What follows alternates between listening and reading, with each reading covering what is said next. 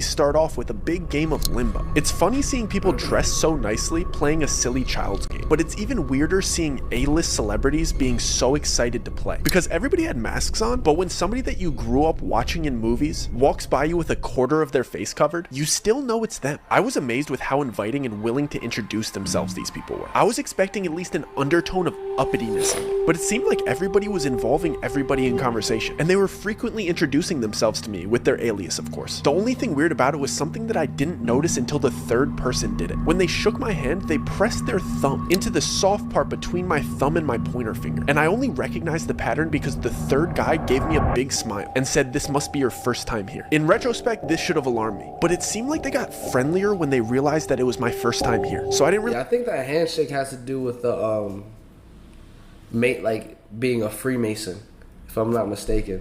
And then they also give the masks and a name, so you kind of asking me follow-up questions about this odd handshake. The first grandfather clock chime went off, and everybody excitedly rushed into the second room. When I finally got in there, I was taken aback by the dramatic decor change. Everything in this room was different shades of blue. The music was romantic, and all the furniture was cabana beds and love seats. I stood there for a second trying to realize what was different, but I couldn't put my finger on it until some girl walked by and caressed my shoulder in a really flirty manner. The decor changed, but the way everybody was acting was drastically different. Before, everybody seemed to be outgoing and inviting and friendly, but the second they stepped foot into this room, they became touchy, flirty, and suggestive. I was only 19 at the time, so this type of behavior from people that I saw as adults— they about to start having a freak off. Especially when I saw that the cabana beds had curtains that you could close for privacy. And I realized that these people weren't just being suggestive, they meant it. I tried to give David the eyes that I didn't like where this party was going, but he seemed to be really enjoying the female attention, so I was on my own. I basically stayed in perpetual motion and walked laps until the next chime went off, so I didn't have to sit next to anybody for too long and let them get too comfortable. The clock finally went off and everybody rushed to the next room immediately. The weirdest part was the people that were in the private sections didn't even bother redressing except for the mask. I was in no rush to get to the next room, but I could see into it over the crowd of everybody's head. The walls were bright orange, but the smells that were wafting in from that room were amazing. And when I finally got in there, it was like the Hogwarts feast. It was table after table of the most delicious spreads I've ever seen. There was full tables for seafood, full tables for meats, full tables of sushi, and an entire wall of spirits. I almost started enjoying myself again, until I saw the way these people were treating this food. They were disrespectfully biting chunks out of delicious prime rib roasts. They were just shoving copious amounts of high-grade sashimi into their mouths and eating caviar like it was cereal. The way that they were just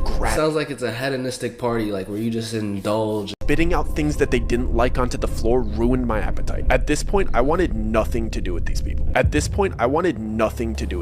So I went up to the only familiar face in the room. The agent that invited me was the only other person not eating. So I approached him and lifted up my mask, so he'd recognize me considering we'd only met one time. Before I even got out my greeting or got my mask halfway off my face, he abruptly pressed my mask back into place and sharply said, "Mask stay on till the 6th room." He did it in a way that seemed like I was embarrassing him for not knowing the rules. So to ease the tension, I jokingly replied, "So we're only halfway there, huh?" He didn't laugh or make eye contact. He just dismissively replied, "I encourage you to engage in the festivities. A slow drip is better than a flood." He started to walk towards the door as the clock chimed for the next room, like he knew it was about to go off. I didn't like that interaction at all. He's the one that invited me here, and he seemed to have no interest in talking to me. I just kept going over what he said the entire time while we were in the next room. This room was yellow and basically just a casino. I wanted to talk to David privately and let him know that I wanted to leave, but he seemed to just be caught up in the momentum of the party. Plus, there was a roulette table in the room, and David's freakishly good at roulette. So at this point, the winning streak that he's building is the center point of the party. I can't fully focus on what the agent said to me because I have to pretend to be excited about David's winning streak in a fake casino where you're not actually winning money. And like clockwork, the chime goes off. The entire party starts rushing to the next room again, and the vibe changes dramatically. I'm the last person to walk into the bright red room. This room didn't seem to have a specific activity like the others. It was just empty and bright red, and everybody was whispering to each other. For a split second, I thought it might be a big game of telephone or something silly like that, but as I started walking through and brushing shoulders with these people and hearing what they were saying to each other, I started questioning everything. The same people that I saw laughing and celebrating and eating together were whispering the most heinous, offensive comments directly to